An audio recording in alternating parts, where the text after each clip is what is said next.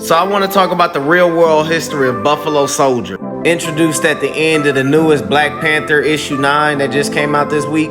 And we'll be seeing more from them in issue 10 of Black Panther. So these are the real life Buffalo Soldiers. They were African American soldiers who mainly served on the western frontier following the American Civil War. In 1866, 6 all-black cavalry and infantry regiments were created after Congress passed the Army Organization Act.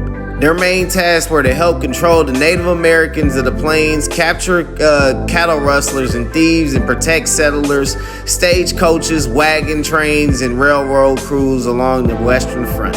And control they motherfucking did. Nobody knows for certain why, but the soldiers of the all-black 9th and 10th Cavalry regiments were dubbed Buffalo Soldiers by the Native Americans they encountered. One theory claims the nickname arose because the soldiers' dark curly hair resembled the fur of a buffalo. Another theory is that they started whooping the goddamn Indians' ass so damn bad that they started to basically respect them as they did the damn buffaloes. Whatever the reason, the name stuck, and the all-black regiments formed in 1866, including the 24th and the 25th Infantry, which were consolidated from 4 regiments, became known as the Buffalo Soldiers. The creation of the 9th Cavalry took place in New Orleans, Louisiana, between August and September of 1866. The soldiers spent the winter organizing and training until they were ordered to San Antonio, Texas in April 1867. There they were joined by most of their officers and their commanding officer. His name was Edward Hatch. It was hard to train the 9th Cavalry because they was inexperienced and mostly uneducated. But that shit didn't stop none of they ass from still being great. They were ready to take on anything that they needed to take on when they was ordered to do it in the unsettled landscape of West Texas.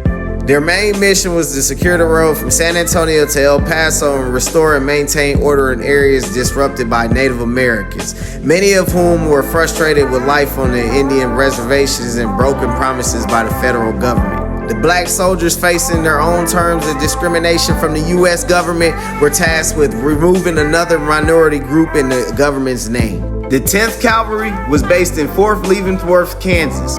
Their commanding officer was Colonel Benjamin Grierson. It was slow to create them because he wanted more fucking educated men in the regiment, and partly because of this outbreak in the summer of 1867. In August 1867, the regiment was ordered to Fort Riley, Kansas, with the task to protecting the Pacific Railroad, which was under construction at the time. Before they left Kansas, though, some troops fought hundreds of Cheyenne in 2 separate battles near the Saline River. With some support from the 38th Infantry Regiment, the 10th Cavalry pushed back the hostile Indians. They only lost 1 man and several fucking horses, having inferior equipment and being greatly outnumbered. It was just one of many battles to come. These motherfuckers was cold. During the Indian Wars, the 9th and the 10th Cavalry regiments participated in dozens upon dozens of skirmishes and larger battles of the Indian Wars as America became obsessed with westward expansion. Yes, they the ones that took over for them.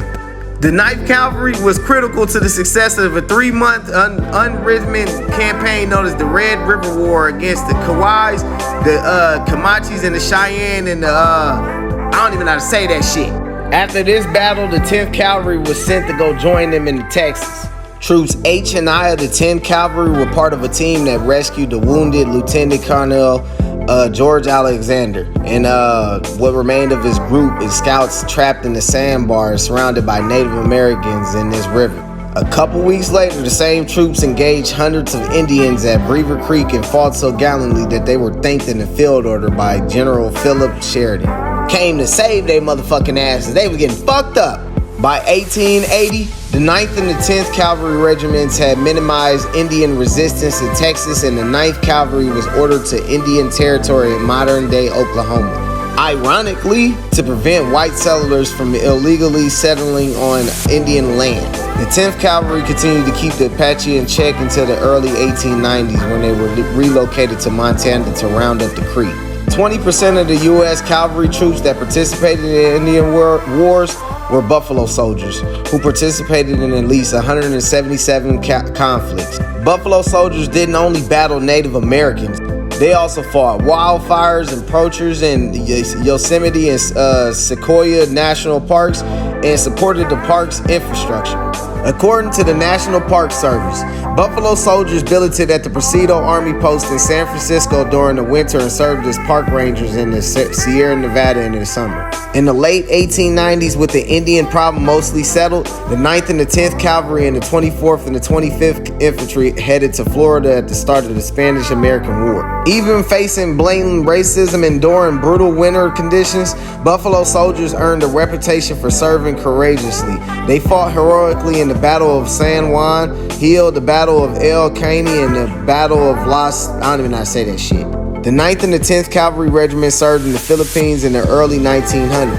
Despite proving their military worth time and time again, they were continued to experience racial discrimination. During World War I, they were relegated to defending the Mexican border.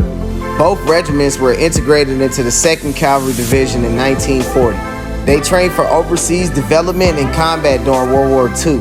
The 9th and the 10th Cavalry Regiments were deactivated in May 1944. But here go the fucked up shit about it.